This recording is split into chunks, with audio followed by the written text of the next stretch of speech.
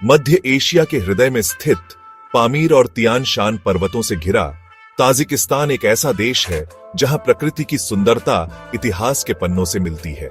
यहाँ की हरियाली और शांत झीलें मन को मोह लेती हैं।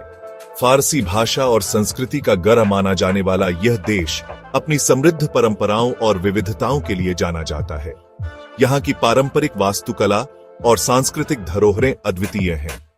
यहाँ की ऊंची पहाड़ियां, नीली झीलें और हरी भरी घाटियां प्रकृति प्रेमियों के लिए स्वर्ग से कम नहीं है। यहाँ की प्राकृतिक सुंदरता अद्वितीय है। ताजिकिस्तान का इतिहास उतना ही प्राचीन है जितना रेशम मार्ग जिसके किनारे यह देश बसा है। यह मार्ग व्यापार और सांस्कृतिक आदान प्रदान का प्रमुख केंद्र रहा है। सदियों से यह भूमि विभिन्न संस्कृतियों और सभ्यताओं का संगम स्थल रही है। यहाँ के मेलों और उत्सवों में विभिन्न संस्कृतियों की झलक मिलती है।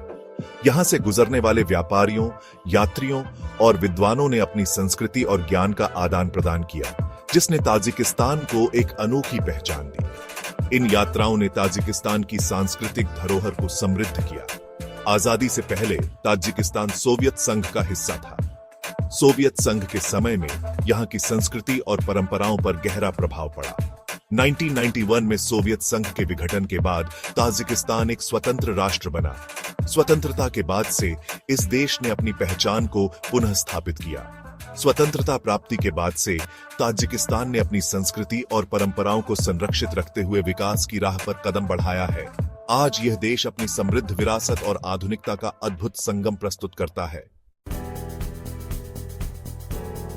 ताजिकिस्तान का इतिहास उतार चढ़ाव और रोमांच से भरा है। यह देश कई महान सभ्यताओं और साम्राज्यों का गवाह रहा है। प्राचीन काल में यह क्षेत्र सोगदा और बैक्ट्रिया जैसे शक्तिशाली साम्राज्यों का हिस्सा था। इन साम्राज्यों ने ताजिकिस्तान की संस्कृति और इतिहास को गहराई से प्रभावित किया। सिकंदर महान के आक्रमण के बाद यह क्षेत्र यूनानी सभ्यता से भी प्रभावित हुआ। यूनानी कला और विज्ञान ने यहाँ की संस्कृति में नए आयाम जोड़े। 7वीं शताब्दी में इस्लाम के आगमन ने ताजिकिस्तान के इतिहास में एक नए युग की शुरुआत की। इस्लामिक वास्तुकला और संस्कृति ने यहाँ की पहचान को नया रूप दिया। अरब विजय के बाद यहाँ इस्लामी संस्कृति और सभ्यता का प्रसार हुआ। इस्लामी शिक्षा और साहित्य ने समाज को समृद्ध किया। 9वीं शताब्दी में साम्राज्य के पतन के बाद ताजिकिस्तान कई छोटे छोटे राज्यों में बंट गया। इन राज्यों ने अपनी अपनी विशिष्ट पहचान बनाई।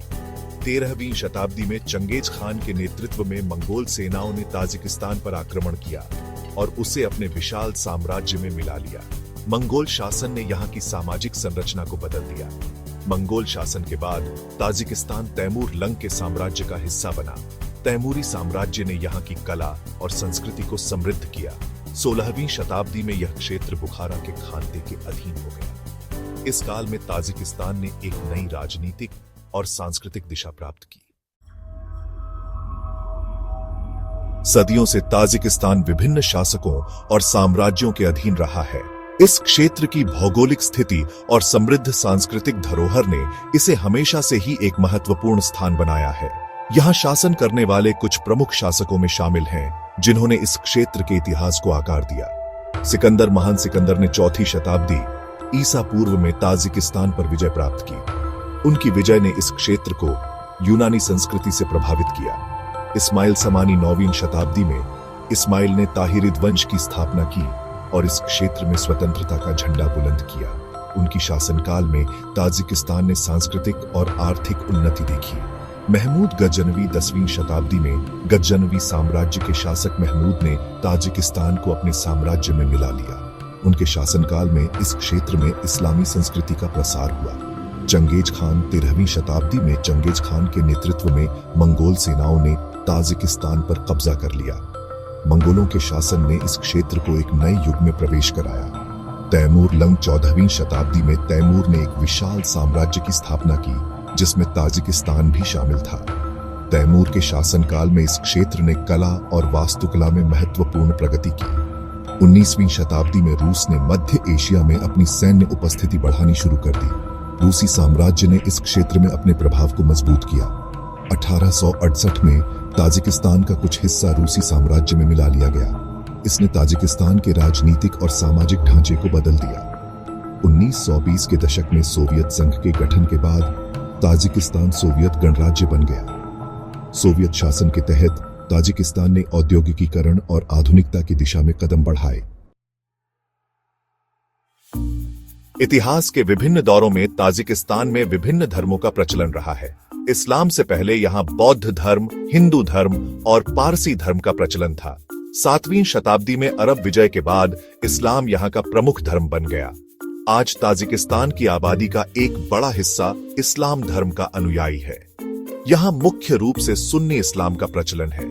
इसके अलावा यहाँ ईसाई, यहूदी और अन्य धर्मों के अनुयायी भी रहते हैं। धार्मिक सहिष्णुता और भाईचारे की परंपरा यहाँ की संस्कृति का अभिन्न हिस्सा है।